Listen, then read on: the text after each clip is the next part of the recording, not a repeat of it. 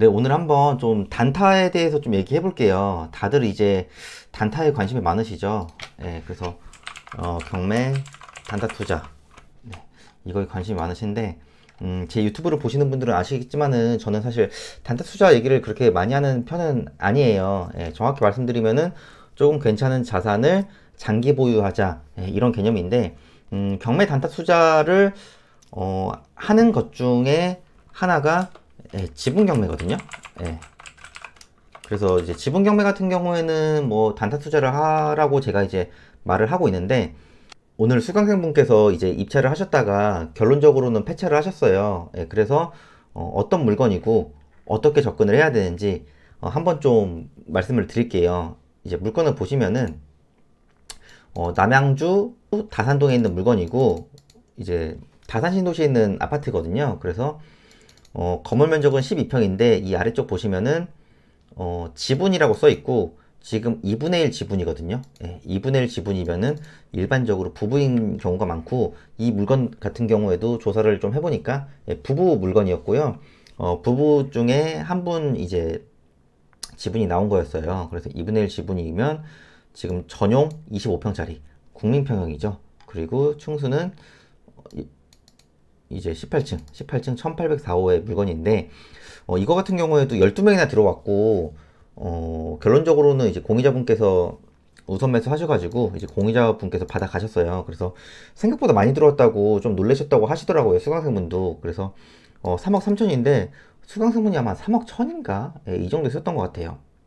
그래서 지분 경매 같은 경우에는 뭐 일반적으로 장점이자 뭐 단점? 예, 이건 장점이자 단점 같은데, 예, 대출이 안 된다. 예, 일반적으로 대출은 안 된다고 생각을 하셔야 되거든요. 그럼 장점은 내가 가진 현금 내에서 할 수 있는 거고, 단점은 대출이 안 되니까 레버리지를 쓰기가 조금 힘들다. 예, 이렇게 생각을 하시면 될 거고, 두 번째로 꾸준히, 예, 물건이 나옵니다.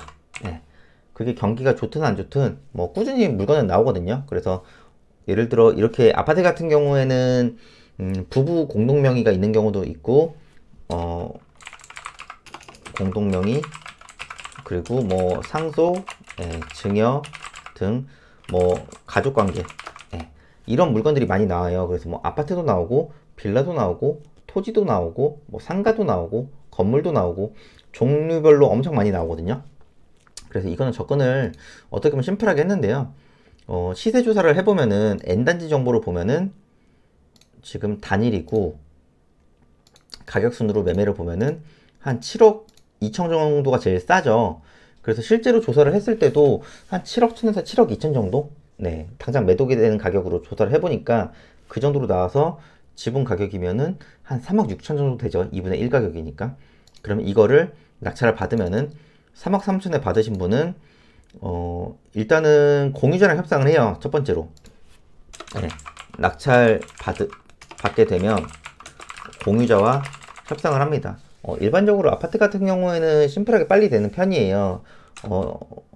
그냥 부동산에 매도를 하면은 이런 물건은 금방 팔리거든요. 실제로 거래도 되게 많고 여기저기 전화해보고 현장을 가봐도 매도가 잘 될 수밖에 없겠더라고요. 그리고 정 안 되면은 전체 경매 신청을 하면 됩니다. 예. 그래서 좀 옵션이 많은 거죠. 그러다 보니까 아파트가 어떻게 보면은 심플하고 조금은 더 현금화 할 수 있는 확률이 높죠, 사실은. 예, 그러다 보니까 이렇게 현금을 3억 이상 들고 오신 분들이 굉장히, 예, 많았습니다. 예, 근데 이거 같은 경우에는 공유자 우선 매수라는 게 있어요. 그래서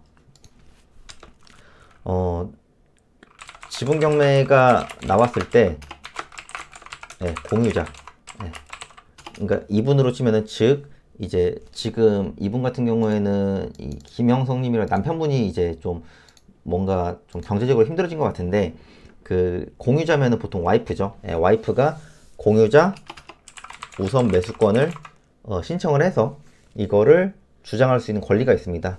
그래서 만약에 다른 분이 낙찰을 받았을 때 법원을 가면은 공유자 우선 매수권을 신청하시겠습니까? 라고 했을 때 공유자가 와서 내가 다른 분이 낙찰된 가격으로 내가 받아가겠다.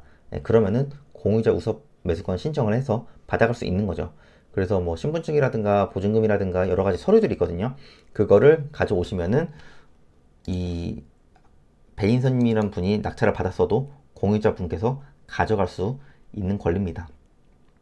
그래서 이 부분은 어떻게 보면 예측이 불가능한 거예요. 그래서 내가 입찰을 했을 때 낙찰을 받게 되면 땡큐지만은 공유자 우선 매수권을 신청을 해서 공유자가 받아갔다면은 어쩔 수 없는 거고요.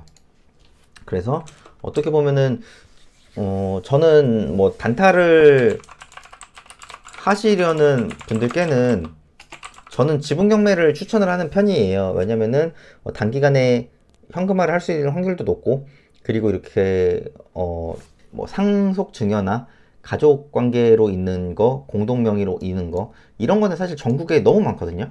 예. 물건도 전국이 가능하고 종류별로 가능하고요. 예. 그래서 이게 뭐 토지라든가 조금 시세 파악이 하기 힘든 거는 그나마 아파트보다는 확률적으로 더 싸게 받을 수 있는 확률이 높고, 사실 아파트만 봐도 지금 이분 같은 경우에 낙찰을 받았으면은 3억 3천 받아서 3억 6천, 정 아니면은 금매로 해서 3억 5천 정도에 팔 수도 있었거든요. 그러면 3억 3천 해서 2천만 원 곧바로 수익이 날 수 있는 구조죠.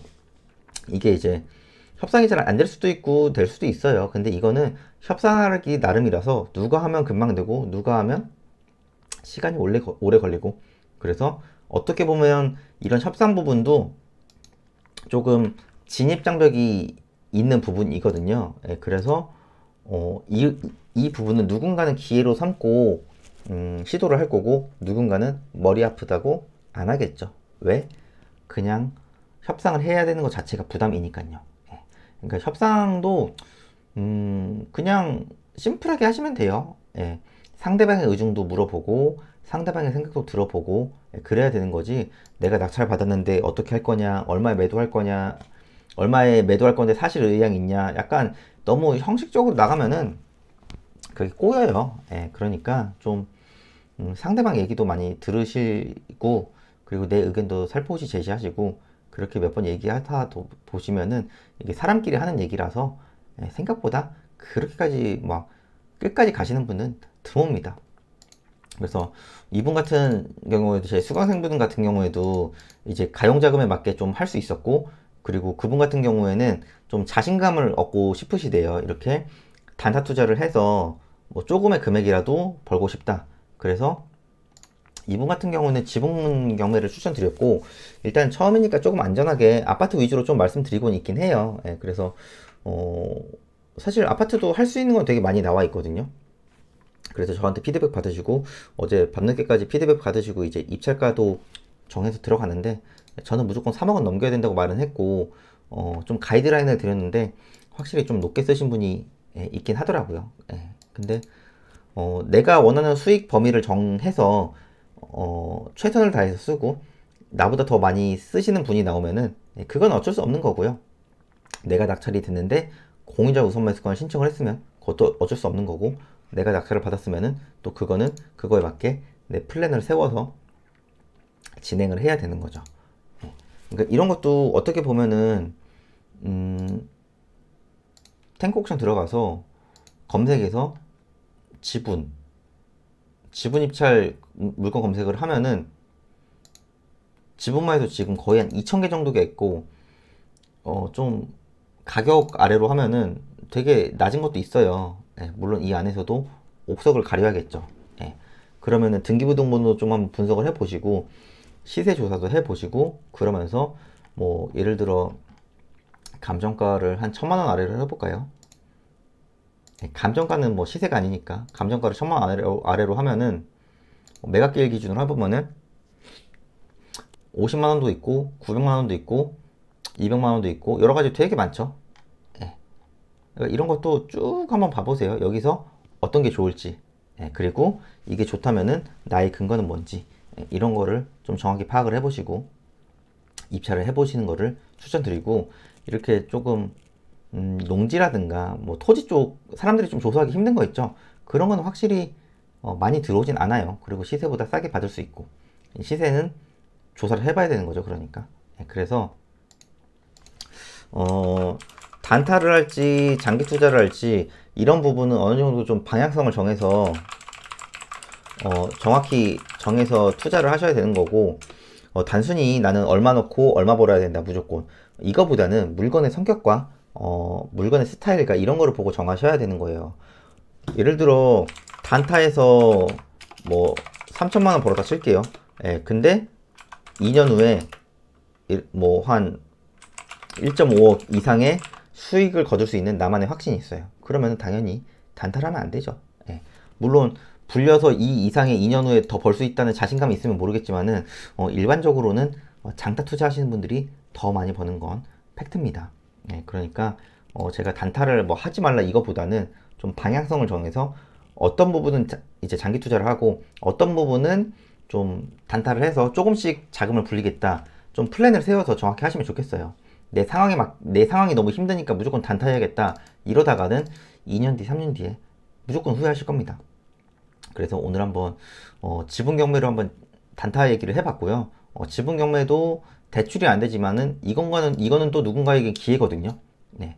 그러니까 지분 경매는 다음에 좀 낙찰 사례가 있거나 아니면 한번 좀 자세히 다룰 수 있는 시간이 있으면 다뤄볼게요. 그러니까 오늘 한번 단타 얘기도 해봤고 장기 투자로 묻어갈 수 있는 것도 또 계속 제가 얘기도 해드릴 테니까요.